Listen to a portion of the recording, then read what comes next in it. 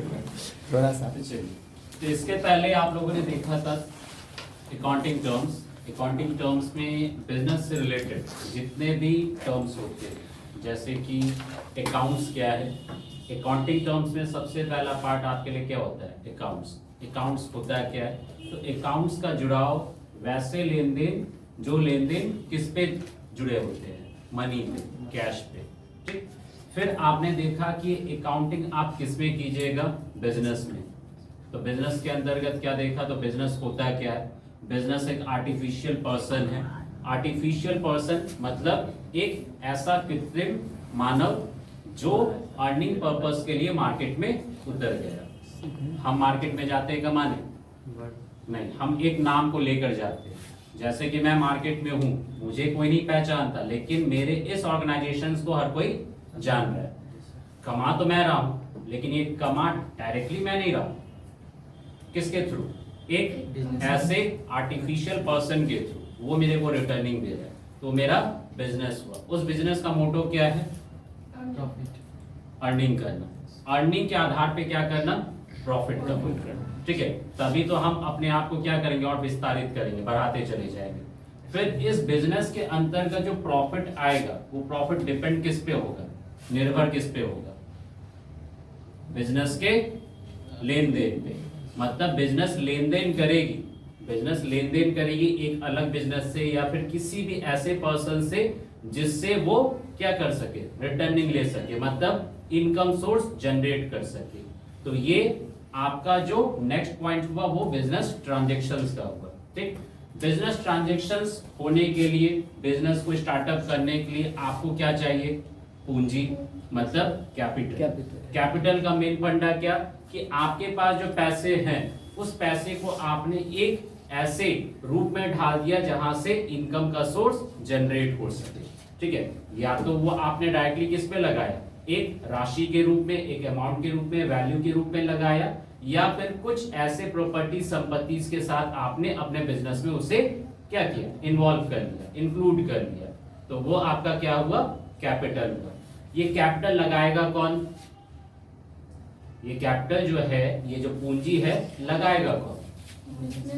Businessman, जिससे business का मालिक मतलब प्रोप्राइटर या फिर ओनर कहते हैं। अगर आपसे मैंने एक वर्ड पूछा कि ओनर है कौन, प्रोप्राइटर का मतलब क्या है, तो आप डिफाइन कर सकते हैं कि वैसा पर्सन जिसने बिजनेस को स्टार्टअप करने के लिए मनी को इन्वेस्ट किया। तो सिर्फ प्रोप्राइटर का काम मनी को तो लगाना नहीं होता, उसका काम और क्या होता है? लॉस होगा तो वो भी बियर कौन करेगा? ओनर ही करेगा ना। प्रॉफिट में जब हिस्सेदारी है कि भाई प्रॉफिट हम ले ले, तो लॉस कौन लेगा? एम्प्लॉई नहीं ना, वो तो बिजनेसमैन। अगर इस बिजनेस का लॉस हुआ, अभी जैसे बिजनेस अभी नहीं चल रही, लॉस तो है। जहां पर जो आने वाला सिस्टम था अभी नहीं आ रहा, फ्लो में नहीं आ रहा, तो बिजनेस का लॉस है। अब वो लॉस बियर कौन करेगा? आप लोग कि मैं? अगर बिजनेस का मालिक हूं तो मैं करूंगा। अगर आप एम्प्लॉय है, वर्कर है या फिर कस्टमर, तो आप क्यों लॉस बियर कीजिएगा? तो उसका काम बिजनेस में मनी को लगाने के साथ साथ क्या है? बियर करना है किसको? लॉस को। ठीक। उसके बाद ड्राइंग्स का टर्म्स आपने देखा, ड्राइंग्स जिसे हिंदी में अगर कहा जाए तो आहरण कहा जाता है। ठीक है, तो अब इस ड्राइंग्स का कंसेप्ट कहा गया कि वैसे लेन देन जो बिजनेसमैन मतलब ओनर और बिजनेस के बीच हो रहा हो, ओनर और बिजनेस के बीच हो रहा हो। जैसे कि ओनर ने, प्रोप्राइटर ने अपने ही बिजनेस से कैश की निकासी की, ठीक है, पैसे की निकासी की, या फिर किसी भी टाइप्स का गुड्स का निकासी किया। जैसे कि जनरल स्टोर है, अब जनरल स्टोर में बिस्कुट रखा हुआ है, मसाला रखा हुआ है, क्या किया? बाहर से मंगाने जाए, बाहर से खरीदने जाए हम, तो मेरे ही पास रखा हुआ है, मेरा ही शॉप है, तो हम खींच ले किसमें? अपने घर पे। ठीक है, तो यहाँ पर जो ये घटा, माल घटा, कैश भी निकाल सकते हैं। तो ये जो है ओनर और बिजनेस के बीच हुआ ट्रांजेक्शन क्या कहलाएगा? ड्राइंग्स कहलाएगा। फिर आपने नेक्स्ट पॉइंट देखा कौन सा? डेटर्स। ठीक है, और क्रेडिटर्स। डेटर्स का कंडीशंस बताया जा रहा है कस्टमर्स, मतलब वैसा पर्सन जिससे आपने माल बेचा, जिस पर्सन से आप माल बेच रहे हैं वो आपका डेटर्स कहलाया। एक टाइप से देखा जाए तो वो आपका क्या है, कस्टमर है, लेकिन डेटर्स को इंडिकेट किया गया उधार पे माल बेचा।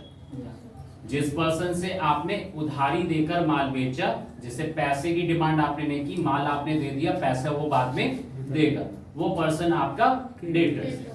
तो आपके लिए तो वो पर्सन डेटर्स हो गया, लेकिन डेटर्स के लिए आप क्या कहलाए? उसने तो उधार पे माल छोड़ा, मैंने उधार पे माल लिया, क्योंकि उसने उधार पे माल छोड़ा तब तो ठीक है। तो उस कंडीशंस पे देने वाला, जिससे आप खरीद रहे हैं माल उधार पे, जिससे माल आप उधार पे खरीद रहे हैं, वो पर्सन आपके लिए क्रेडिटर्स, ठीक है।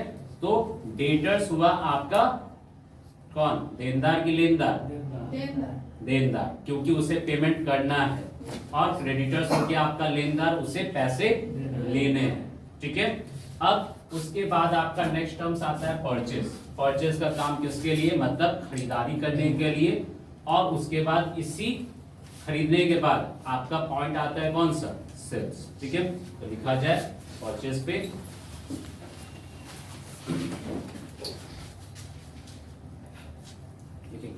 when goods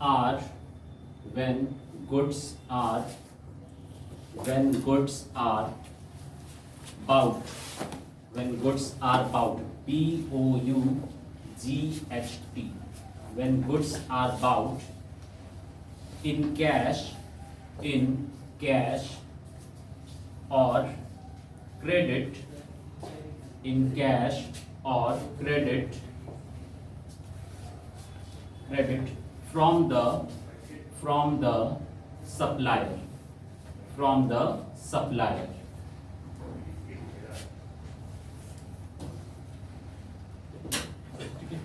मतलब यहां पर आपको परचेस के बारे में कहा गया कि जब आप गुड्स की खरीदारी करते हैं नगद या उधार, कैश पे या फिर उधार पे, किससे, सप्लायर से, तो वो टर्म्स आपका परचेस कहलाए। तो मतलब परचेस को फिर दो पार्ट्स में यहाँ पर बताया जा रहा है कि या तो परचेस कैश में होगा या तो परचेस क्रेडिट पे होगा। इसके पहले आपने कल ही देखा था कि बिजनेस ट्रांजैक्शंस को दो हिस्सों में बांटा गया, कैश ट्रांजैक्शंस और क्रेडिट ट्रांजैक्शन। यहां पर भी वही बात हुई कि परचेस को नहीं बांटा जा रहा, परचेस के ट्रांजैक्शंस को। परचेस के ट्रांजैक्शंस में मतलब कैश परचेज हो या फिर क्रेडिट परचेज हो, किससे, सप्लायर से, तो नेचर क्या होगा, वो परचेज ही कहलाएगा। तो यहां पर परचेज का डिवीजन हुआ,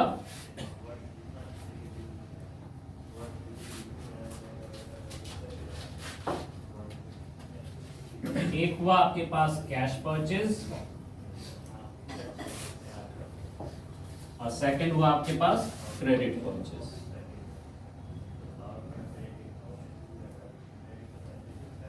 नोट कीजिए, कैश परचेज के एग्जांपल में हमने लिया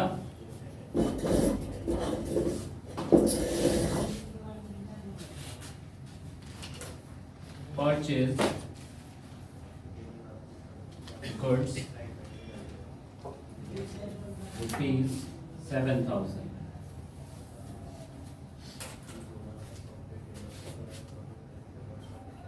क्रेडिट परचेज के एग्जांपल में हुआ purchase goods from Mohit, purchase goods from Mohit ₹7,000 on credit।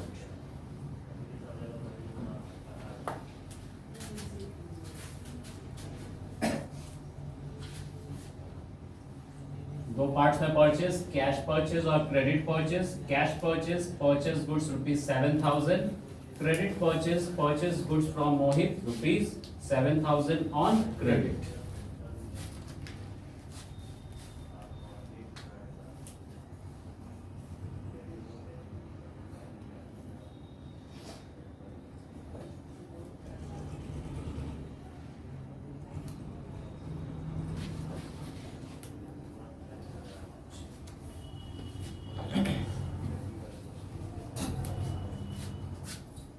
आपके आपके सामने जो ट्रांजेक्शन होगा आगे चलकर, अब तो थ्योरेटिकल पार्ट चल रहा है, आगे चल के जब आपको अपने ट्रांजेक्शन्स को क्या करना है, रिकॉर्ड करना होगा। किस रूप में? एंट्री के रूप में। ये ट्रांजेक्शन हुआ, ये ट्रांजेक्शन हुआ, ठीक है। तो जब इसे एंट्री के रूप में रिकॉर्ड करना है तो आपके सामने ट्रांजेक्शन इसी फॉर्म में मिलेंगे। कहाँ? मैनुअली। लेकिन जब आप किसी ऑर्गेनाइजेशन के साथ, किसी संस्था के साथ काम कर रहे हैं तो क्या लगता है, रिटन फॉर्मेट में कुछ मिलेगा आपको? नहीं ना। अब जैसे आपसे मैं ये माल लेके जा रहा हूं, खरीद कर लेके जा रहा हूं, तो मैंने आपको पेमेंट किया, कौन सा ट्रांजेक्शन? कैश परचेज, ठीक। दूंगा सोमवार को क्रेडिट। तो ये तो साफ सुथरा है, बिल्कुल क्लियर है कि सामने कौन सा ट्रांजेक्शन हो रहा है।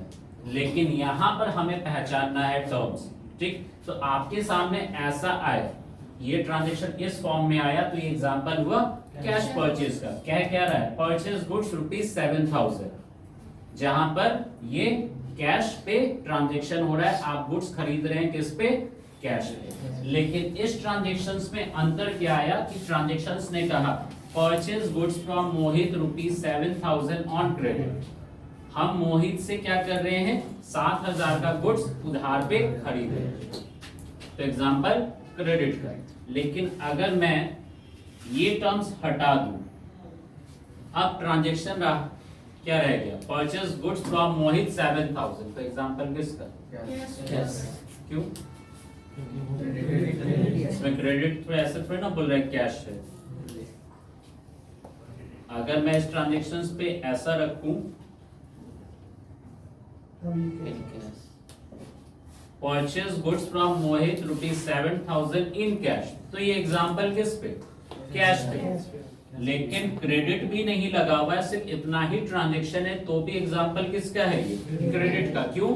क्योंकि यहाँ पर जिस पर्सन से आप खरीद रहे हो उस पर्सन का नाम इंडिकेट है, मतलब जिस बिजनेस से आपका ट्रांजेक्शन हो रहा है उसका नाम इंडिकेट है। क्रेडिट का टर्म्स लगा हुआ रहे तो क्लियर है किस पे है? क्रेडिट पे। लेकिन अगर इस फॉर्मेट में रहे तो भी एग्जांपल क्रेडिट का, ठीक है। क्योंकि मैंने एक टर्म्स दिखा दिया कि वो क्लियर है कि क्रेडिट पे है, लेकिन ऐसा भी मिल सकता है। तो उस जगह ऐसा नहीं कि ये कैश का एग्जांपल हुआ, ये एग्जांपल किसका है? क्रेडिट का है। क्यों? क्योंकि पार्टी का नाम दिया हुआ है, ठीक।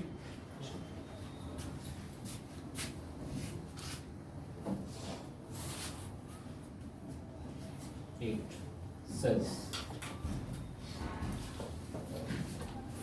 परचेज का मतलब क्रय, सेल्स का मतलब विक्रय। तो जब परचेज हुआ किस पे? कैश पे, तो सेल्स भी किस पे हुआ होगा? कैश पे। जब परचेज हुआ उधार पे तो सेल्स भी हुआ होगा उधार पे। मैं कहूं कि मैं उधार पे लेकर आया तो सामने वाले ने छोड़ा होगा तब तो, ठीक है। मैंने कहा कि मैं कैश पे दे के आऊं लेकिन सामने वाला उधार पे चढ़ाया हुआ है, ऐसा होगा नहीं। तो मतलब कैश परचेज हुआ तो कैश सेल्स हुआ होगा, क्रेडिट परचेज है तो क्रेडिट सेल्स हुआ, मतलब परचेज का जस्ट रिवर्स है, ठीक है, उल्टा। चलिए तो लिखा जाए इस पे, when sold of goods, when sold of goods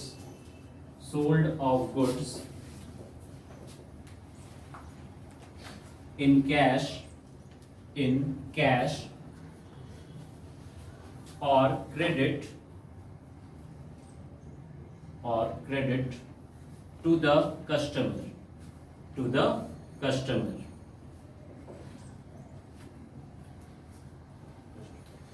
तो जो बात परचेज में कही गई थी सेम यहां पर भी है। वहां पर सप्लायर से आप खरीद रहे थे, यहाँ पर कस्टमर से आप कैश या उधार पे क्या करें? बेच रहे, ठीक है। तो जब परचेज को दो फॉर्म में बांटा गया तो सेल्स भी दो फॉर्म में होगा, सेल्स, कैश सेल्स और credit sales.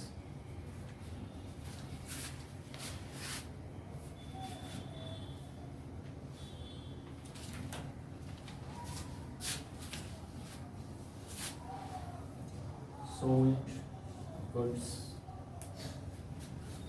for cash, rupees 8,000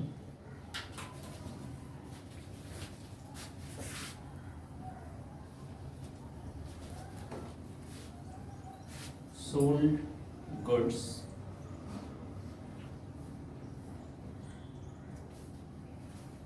rupees 8,000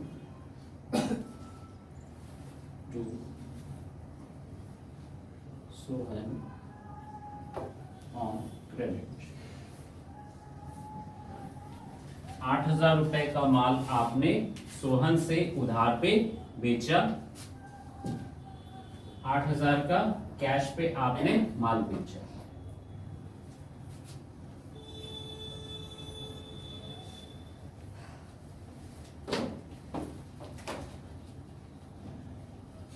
दिक्कत परचेज और सेल समझने में? सेम कंडीशन से परचेज पे जैसा देखा था वैसा ही है। इस पे पार्टी का नाम मेंशन है, ऑन क्रेडिट लगा हुआ है। अगर इसमें से भी ऑन क्रेडिट हटा दिया, पार्टी का नाम मेंशन है तो भी क्रेडिट सेल्स का एग्जांपल। ठीक है, क्योंकि आगे चल के कंफ्यूजन हो सकता है आपको कि सर ये कैश पे, क्योंकि ये ट्रांजेक्शन आपको मिलेगा इसी रूप में। ठीक, तो कहीं पर मिस हो सकता है क्योंकि सारा कुछ एक लिंक पे है। मैंने कहीं पर ट्रैक चेंज नहीं किया है, जैसे है उसी हिसाब से आपका ट्रैक क्या हो रहा है, चेंज होते चल रहा है आपका। ठीक है, वो सारा कुछ। चलिए, तो यहां पर परचेज और सेल आपने देखा। अब आप लोग से एक क्वेश्चन से, जैसे कि बिजनेस में 3 फॉर्म है, परचेज, फिर मैन्युफैक्चरिंग और एक पार्ट सेल्स। तो एक बिजनेस के लिए तीनों में से इंपॉर्टेंट पार्ट कौन सा है, सोच के बताइएगा। बिजनेस के लिए परचेज इंपॉर्टेंट है, मैन्युफैक्चरिंग है या सेल्स? अगर कहें सर तीनों इंपॉर्टेंट है, मैं तीनों प्राइमरी लेवल पे कौन? सोच लीजिए, समझ लीजिए। ठीक है, क्योंकि रीजन क्यों का भी साथ में आपके पास रहना चाहिए कि क्यों। ठीक है, मैन्युफैक्चरिंग है तो क्यों, परचेज है तो क्यों, सेल्स है तो क्यों। ठीक है, सोच लिया? बताइए। चलिए, आपकी तरफ से मैन्युफैक्चरिंग, आपकी तरफ से? चलिए ठीक, आपकी तरफ से? चलिए मैन्युफैक्चरिंग। आप? चलिए आप। ठीक है, अच्छी बात है, वही हो गया। परचेज है, रीजन पता है ना क्यों? ठीक है, अच्छी बात है। सेल्स हो गया। चलिए, मैन्युफैक्चरिंग हो गया। ठीक, पीछे मैन्युफैक्चरिंग हो गया। ठीक, चलिए ठीक, आप? मैन्युफैक्चरिंग। ठीक है, मैन्युफैक्चरिंग। ठीक है, रीजन पता है ना, क्योंकि बहुमत पूरा इसका ज्यादा चल रहा है, वही होगा।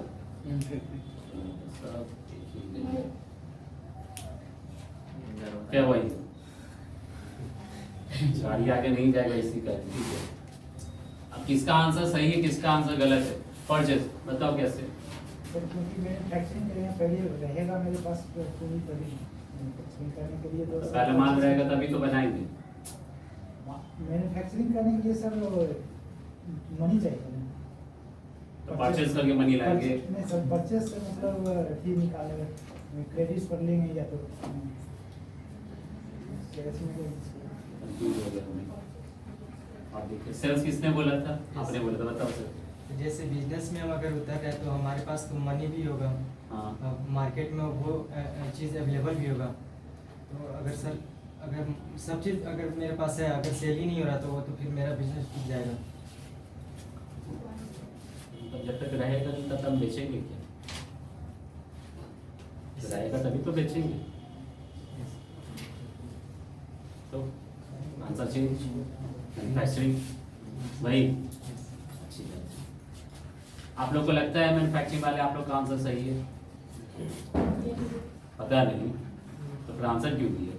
सही है। ठीक है, चलिए, अब किसका सही है किसका गलत है तो वो फिर मैं वैसे तो सही गलत किसी को बोलता नहीं कि आप सही है, यू आर राइट, गलत है। ठीक है, शायद हो सकता है सही वाले का मनोबल ऊपर हो जाए और गलत वाले का मनोबल डाउन हो जाए, किसी का नहीं हो जाए। चलिए, आपका नाम क्या है? ठीक है, विशु कल बोली कि सर कल तो है 14 जनवरी, पार्टी देते हैं कल आप।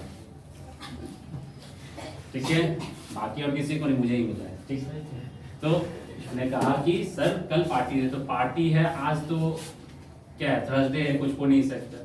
ठीक है, कल हो सकता है स्पेशल। पार्टी का मतलब क्या है, स्पेशल डिश, थोड़े ना वो मटर पनीर बना के खिलाएगी, स्पेशल डिश। अब स्पेशल डिश उसे क्या करना है, मैन्युफैक्चरिंग करना है। ठीक है, स्पेशल डिश को क्या करना है, मैन्युफैक्चरिंग करना है। क्यों? क्योंकि एक जो है कस्टमर उसको यूज करना है, क्योंकि जिसको इनविटेशन किया वो क्या करेगा, कंज्यूम करेगा खाने के लिए। ठीक है, तो मतलब वो क्या हुआ, कस्टमर उठना, कस्टमर मैन्युफैक्चरिंग करेंगे। तो मैन्युफैक्चरिंग कहाँ से करेंगे, पहले तो वो रॉ मटेरियल्स मतलब कच्चा माल जो है वो क्या करेंगे, परचेस करेंगे। पहले तो वो क्या करेंगे, परचेस करेंगे, परचेस करके लाएंगे, फिर प्रोसेस में मैन्युफैक्चरिंग होगा, फिर मुझे मिलेगा। तो कौन सा इंपॉर्टेंट हुआ, परचेस। ठीक, तो बिजनेस के लिए सबसे प्राइमरी टर्म से परचेस। अब बोले सर बनाएंगे कैसे, बनाने के लिए कच्चा माल क्या आपको लेके आए थे साथ में, वो भी मंगाइएगा खरीद कर, तभी ना मैन्युफैक्चरिंग कीजिएगा। अब मैन्युफैक्चरिंग कीजिएगा तो जाके ना फिर सेल होगा, क्योंकि आप सेल करने के पहले ही क्या करो, उसे प्रोडक्शंस कर रहे। क्लियर, तो किसका सही किसका गलत, ठीक है, जो भी अपने जगह पर देख लीजिए। ठीक है, कोई पार्टी देने की जरूरत नहीं है।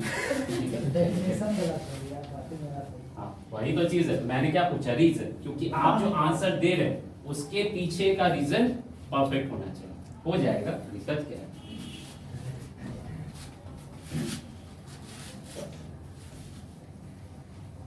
इसके बाद फिर नेक्स्ट पॉइंट है आपके पास 9th number, purchase return.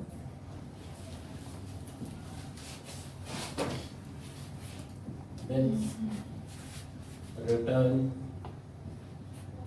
outward. Purchase return या return outward.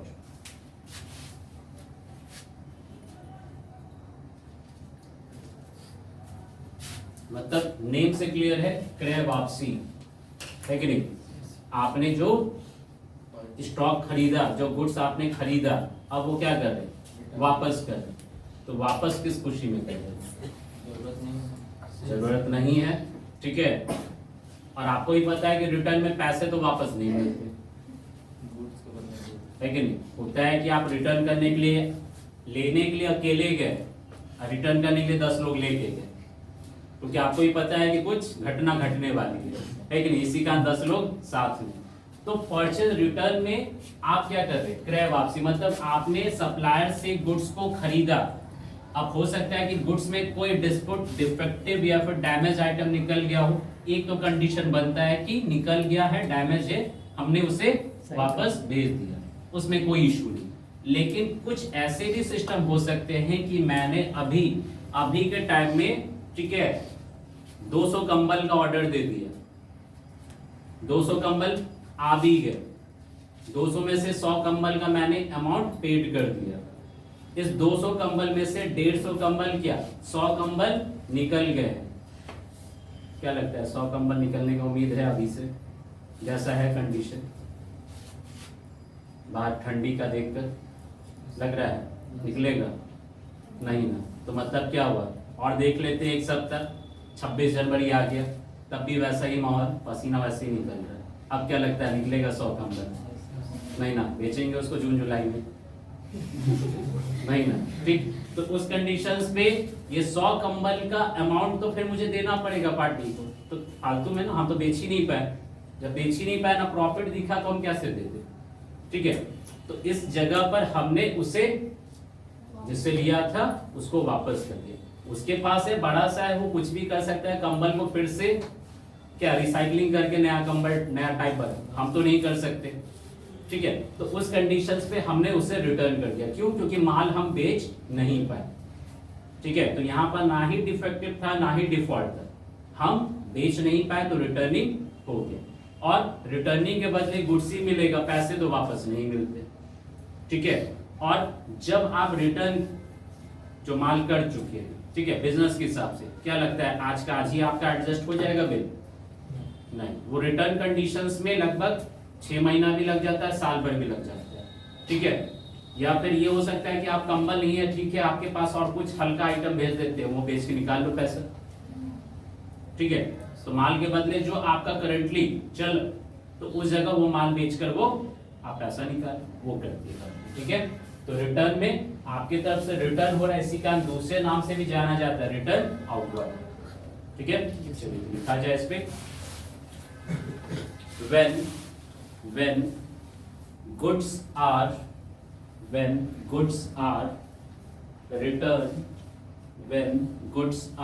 returned against purchase, when goods are returned against purchase to the supplier,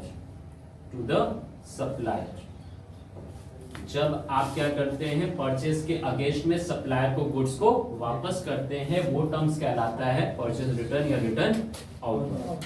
आपने परचेज किससे किया था इसके पहले? मोहित से। ट्रांजैक्शंस में इस साइड जो था वो आपने मोहित से उधार पे माल खरीदा था, अब उस मोहित को आप क्या कर रहे हैं? वापस कर रहे हैं।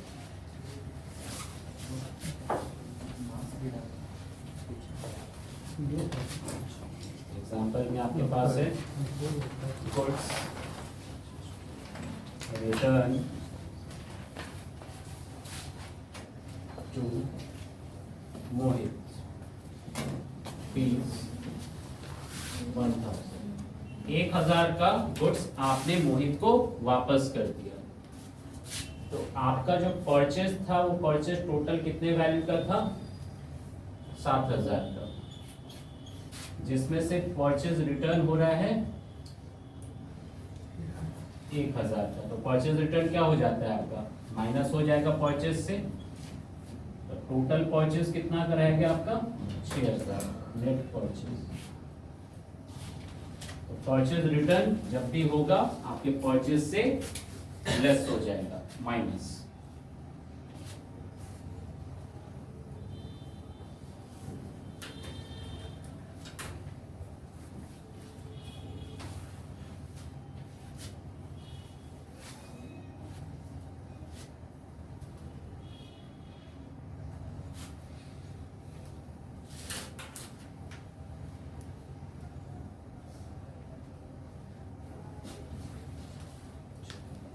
दिक्कत समझने में परचेज रिटर्न?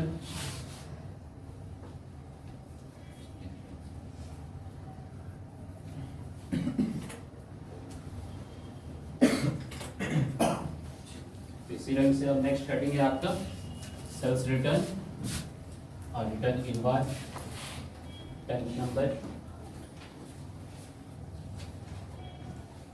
विक्रय वापसी।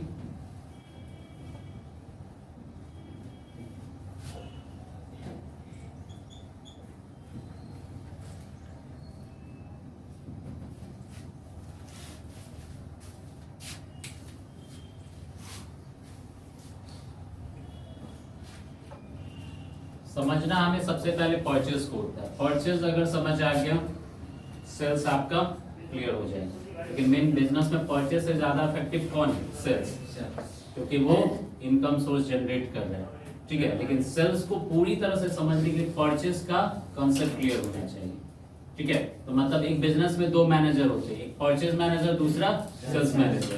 परचेज मैनेजर का काम खरीदारी करना, कहां से? उस जगह से जहां से कुछ सस्ता मिल सके। सस्ता मिल रहा है लेकिन थोड़ा सा डिस्टेंस पे, ट्रांसपोर्टेशन लेके तो महंगा पड़ जाएगा, है कि नहीं? तो हमें वैसे पार्टी को ढूंढना होता है कि जो सस्ता पड़े ट्रांसपोर्टेशन की तरफ से, उसके प्राइस की तरफ से, और हम सेल करें तो हम जितने से जितने कस्टमर्स को पकड़ सके, पास का हो, दूर का हो, जहां का हो, ठीक है। उसमें से कुछ मार्जिन हम अपना प्रॉफिट अर्न कर सके, ठीक है। चलिए तो सेल्स रिटर्न में लिखा जाए, when goods are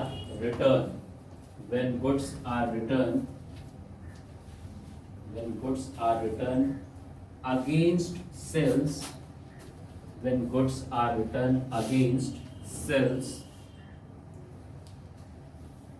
from the customer,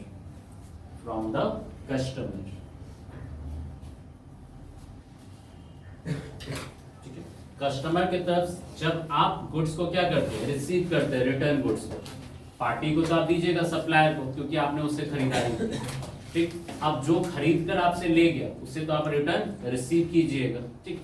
तो वो सेल्स रिटर्न हुआ। तो आपने अभी जस्ट सोहन से क्या किया था, गुड्स बेचा, तो गुड्स रिटर्न फ्रॉम, टू और फ्रॉम का ही अंतर है, 500। तो सेल्स आपका टोटल कितना था, 8000 का, यहाँ पर सेल्स रिटर्न हो गया 500 और नेट सेल्स हो गया आपका 7500, 7500।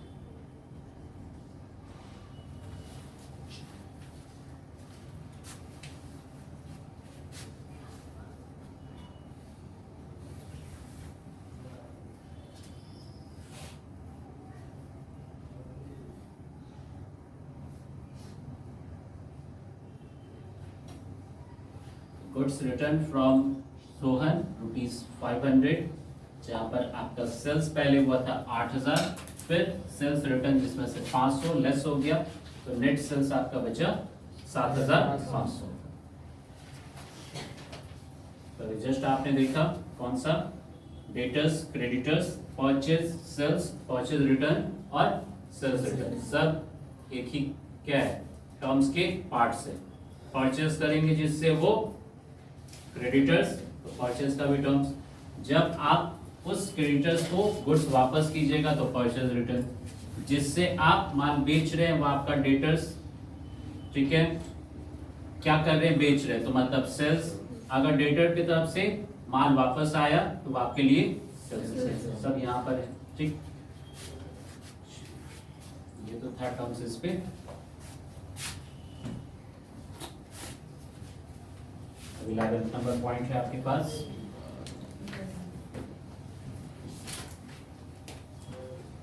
डिस्काउंट। इसको तो बेहतर ढंग से आप लोग पहचानते हैं इस नाम को, डिस्काउंट। हर जगह उम्मीद भी है कहीं कुछ मिल जाए, जहाँ पर ज्यादा मिल रहा है वहीं पर चल जाए, जहाँ पर नहीं मिल रहा है वहाँ पर नहीं जाए, है कि नहीं, है ना। कोई दे रहा है तो ठीक है, नहीं दे रहा है तो बगल वाला दे रहा है, तो बगल वाला दे रहा है तो हम क्या करें, उसी के पास जाएंगे, ठीक है। तो डिस्काउंट का जो टर्म्स है, डिस्काउंट ये हर जगह मिल रहा है, दिया भी जाता है। रीजन क्या है, रीजन क्या है देने का, कस्टमर्स को, ठीक है। तो डिस्काउंट एक पॉलिसी होती है, डिस्काउंट क्या होती है, एक पॉलिसी है, ठीक है। कब लाना है, क्यों लाना है, उसके पीछे का रीजन।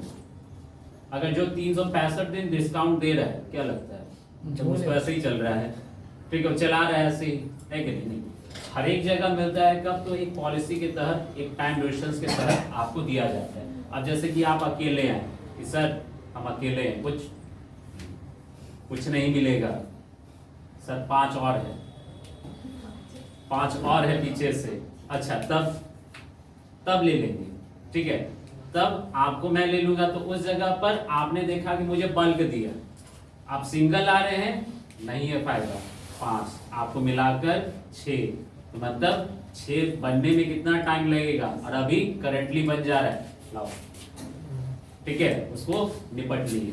तो डिस्काउंट आपके बल्क पे डिपेंड करता है, सिंगल पे नहीं। रिटेलर के पास जाते हैं, भैया एक टूथपेस्ट, कुछ कम, कुछ नहीं कम, 10 लेंगे, 2 रुपया छोड़ देंगे, 2 रुपये छोड़ देंगे, इसमें थोड़े ना, सिंगल पे नहीं छोड़ा, पर बल्क में उसने छोड़ दिया। तो बल्क पे ही डिस्काउंट क्या होता है, एप्लीकेबल होता है। हम जहां से बल्क उठाएंगे या फिर जिसको बल्क देंगे वहां पर डिस्काउंट अवेलेबल हो जाएगा, जहां पर नहीं है वहां पर किसका। लेकिन कहीं कहीं पर तो डिस्काउंट फिक्स है, बुक कॉपी लेने गए 30% 40% फिक्स है, तो वो उसने फिक्स किया नहीं, जो पब्लिकेशन है उसने फिक्स करके दिया है, उसने थोड़ी ना फिक्स किया है, जो बेच रहा है उसने फिक्स नहीं किया। तो परसेंटेज वाला डिस्काउंट फिक्स करके आता है कि इसका परसेंटेज इतना डिस्काउंट देना है कस्टमर को। लेकिन जहां पर कुछ घटाने वाली बात होती है पैसे की, 50 रुपए, 100 रुपए, 5 रुपए, तो आपसे बढ़ा के बोलो। वहां पर बढ़ा। अपने हिसाब से हम देते हैं। ये मेरा राइट है कि मैं करूं या फिर ना करूं, ठीक है। तो मतलब अगर समझे, डिस्काउंट जो है आपके लिए बिजनेसमैन के हिसाब से भी सोचिए और कस्टमर के हिसाब से भी सोचिए कि डिस्काउंट जिसको मिल रहा है उसके लिए प्रॉफिट और जो दे रहा है उसके लिए लॉस नहीं। लॉस तो कोई बिजनेस इंसान नहीं करेगा। तो आपके लिए प्रॉफिट, मेरे अकॉर्डिंग प्रॉफिट है। आपके लिए प्रॉफिट है, आपके अकॉर्डिंग प्रॉफिट है। तो जब आपके अकॉर्डिंग प्रॉफिट है तो सामने वाले के लिए लॉस होना चाहिए। कोई सब लॉस से थोड़ी माल सेल करेगा। मेरे सोच के अकॉर्डिंग प्रॉफिट है। उस बाकी के अलावा भी और कुछ होता है क्या? आदमी तो सोच पे ही ना बोलता है कि और किसी पे बोलता है। उसको तो कंपनी न दे रहा है सर, जिसको वो कंफ्यूजन है। कंफ्यूजन ये है कि प्रॉफिट है कि लॉस है। अगर दोनों में से कुछ नहीं तो है क्या आखिर? उसको सर प्रॉफिट है तब दे रहा है वो।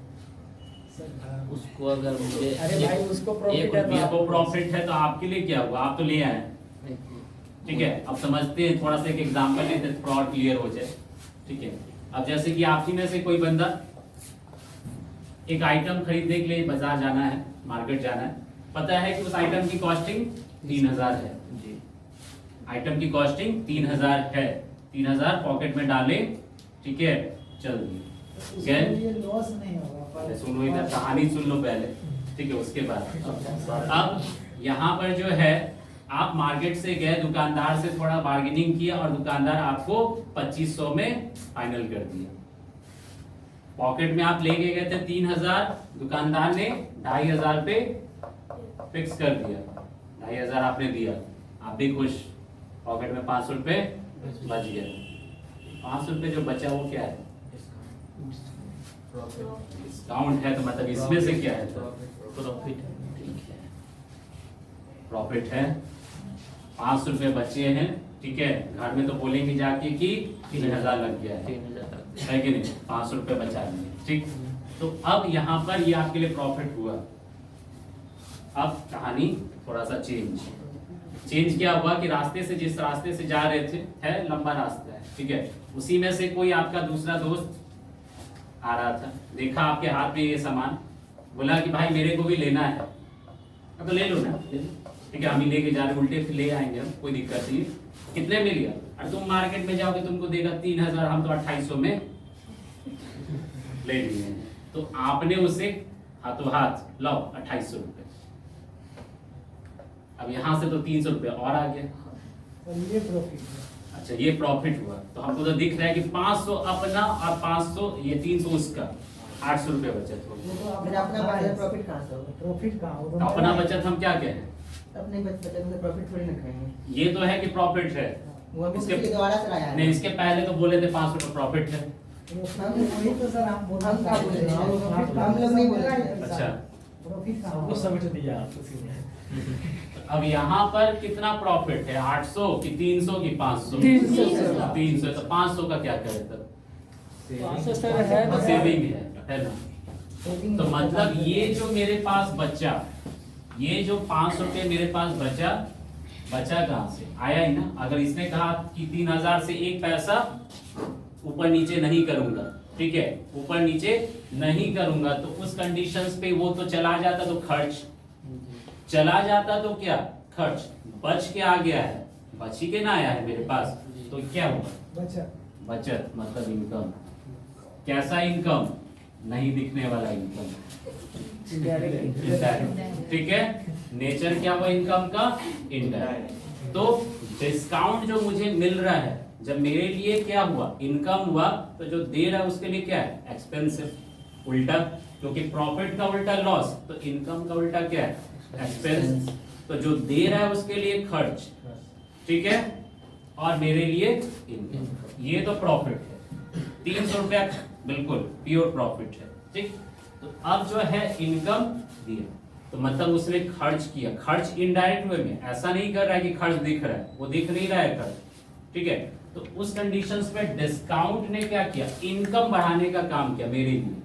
अगर मैं छोड़ रहा हूं जहां पर 3000 में से एक पैसा भी नहीं आना था, अगर मैं रिजल्ट होके बोल देता नहीं कम करूंगा जाओ, तो आता लेकिन मैंने थोड़ा सा नॉर्मल होके कहा कि चलो भाई ठीक है कोई बात नहीं, तुम भी खुश रहो मैं भी खुश रहूं। कितना आ गया? 2500 आ गया, है कि नहीं? तो डिस्काउंट ने मेरे सेल को क्या किया? बढ़ा दिया ना, मेरे इनकम को तो बढ़ा दिया। ठीक, तो जहां पर डिस्काउंट, कुछ दिन पहले डिस्काउंट चल रही थी, ठीक है, कुछ दिन पहले डिस्काउंट चल रही थी, अब डिस्काउंट क्लोज। अब जैसे कि फिर अगर मैं कहूँ लॉकडाउन के बाद मैं फिर खोलूं, उसके बाद फिर रखूं ADCA 5000 में, ADCA 5000 में, यहाँ पर बहुत सारे रिजल्ट हमसे 7000 लिए, ठीक है, 5000 यहाँ पर ले, तो यहाँ पर 5000 क्यों? तो क्या लगता है लॉकडाउन के बाद भर के आएगा? नहीं ना, वहां से मुझे क्या चाहिए? इनकम चाहिए। तो इनकम के लिए मैंने देखा कि वो 7000 में 2 बंदा भी नहीं आ रहा, अब 5000 में 5 बंदा आ गया,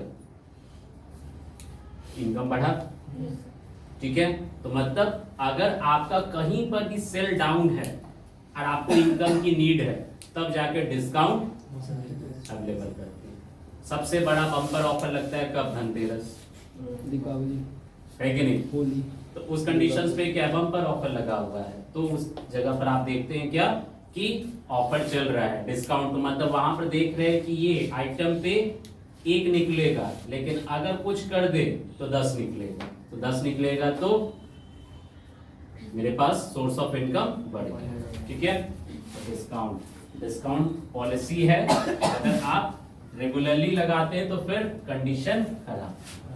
अब इसी डिस्काउंट का सिंपल एग्जांपल आप देख लीजिए रिटेल मॉल्स पे। घूमते तो हैं आप लोग, लेकिन जितना आप लोगों ने गांव में नहीं घुमा होगा, पटना घूम लिया होगा, है कि नहीं? तो रिटेल मॉल किसे कहते हैं? एक से ज्यादा स्टोर, एक से ज्यादा स्टोर, है कि नहीं? बहुत सारी चीजें रख दी गई। तो पटना में सबसे पहला मॉल कब स्थापित हुआ था? कौन सा कंसेप्ट लेके आया था पटना में? पटना में सबसे पहले फ्रेजर रोड में विशाल मेगा मार्ट, ठीक है, सबसे पहले मॉल का कंसेप्ट पटना में विशाल ने रखा था। उसके बाद फिर आया बिग बाजार, ठीक, बिग बाजार के बाद फिर वी मार्ट आ गया, V2 आ गया, फिर छोटे छोटे। पता चला कि 3 फ्लोर में हमने सब कुछ रख दिया मॉल, है नहीं? 3 फ्लोर पे रख दिया सब कुछ तो मॉल हो गया। ऐसा थोड़े ना होता है। मॉल कहने का मतलब जहाँ पर सारी चीजें उपलब्ध हो, और मॉल की कंडीशन आपको ही पता है। अभी अगर जाकर देखेंगे तो जैकेट है, ये है, वो है, फलना है। जहाँ पर बिलिंग करने के तो वहां पर मोजा भी है, और कहीं नहीं, ठीक है, और कहीं नहीं मिलेगा, वहीं पर मिलेगा। और क्या मिलेगा? तो बोतल रहेगा पानी वाला, और कुछ बच्चे को लेके गए तो कुछ और उसके लिए चॉकलेट ये सब कुछ रखना है। मतलब वो हाथ में उठाएगा तो बिलिंग करवाओ, हाथ में उठा लिया, सर घट रहा है 50 रुपया, 50 रुपया क्या ले, देखो मोजा है, ग्लव्स रख दो 99 रुपए का, ले लिया जाएगा। ठीक है, तो ये होता है सेल को थोड़ा सा ठीक है प्रमोट करने के लिए।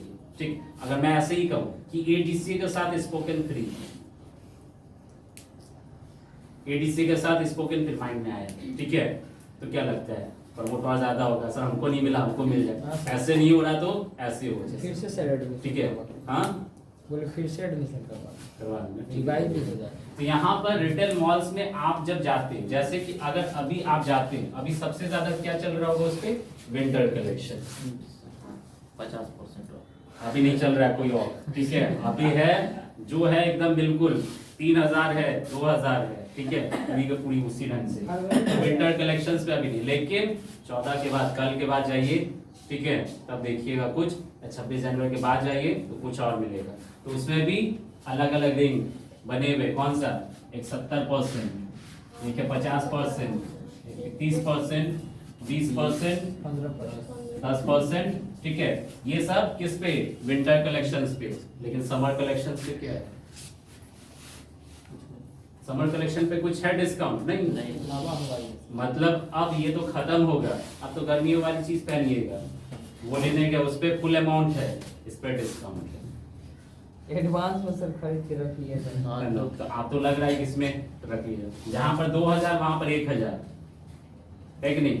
जहाँ पर 2000 था वहां पर अब 1000, यहाँ पर क्या है? तो 70%। ये अलग अलग कैटेगरी क्यों बनी हुई है? अलग अलग क्वालिटी के कपड़े मैं तो एक ही टाइप का बनाता हूँ, उसमें अलग अलग कहाँ से आ गए, इसमें अब मैटर क्या है? मैटर अब देखिए कि आप उसके किस पे, बारकोड्स पे, मतलब उसके टैग पे देख के एमआरपी है, ठीक है, एमआरपी है 599, इतना 99 जो भी है, ठीक है, उतना देखते हैं, बाकी और कुछ नहीं देखते। अब तो लाइन खींचा हुआ रहता है वो बारकोड, बस वही देखते हैं, और कुछ देखते हैं नहीं देखते। लेकिन अब ये जो 70% है उसमें देखिएगा इस टैग पे कुछ और है,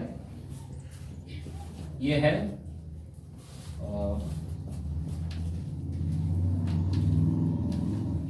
एमआरपी है,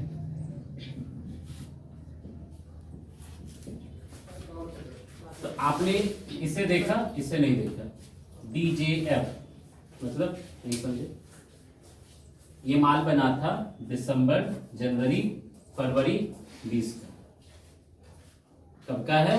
2020 का। 2020 का 21 में भी नहीं निकला, 2020 का माल 21 में भी नहीं निकला, तो और क्या उम्मीद है? नहीं निकलेगा, तो इसको पुराना है, ठीक है, निकाल दिया जाए। ये जो मैन्युफैक्चर हुआ था 3 महीने का ड्यूरेशन का, इसका है फरवरी, मार्च, अप्रैल 20, 3 महीने का ड्यूरेशन इधर बढ़ गया, तो किस कैटेगरी पे आ गया?